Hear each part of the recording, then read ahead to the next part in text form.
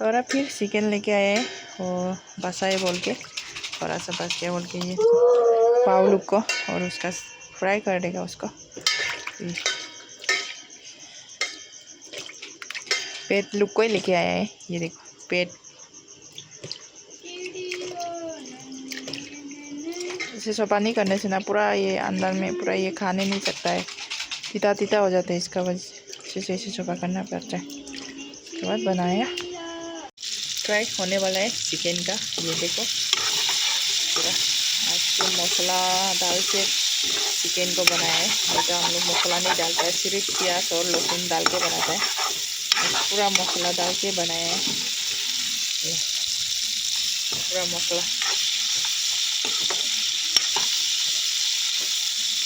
तो ये लोग को भी लेके आए, पेड़ लोग को हम फ्राई कर दे रहे हैं।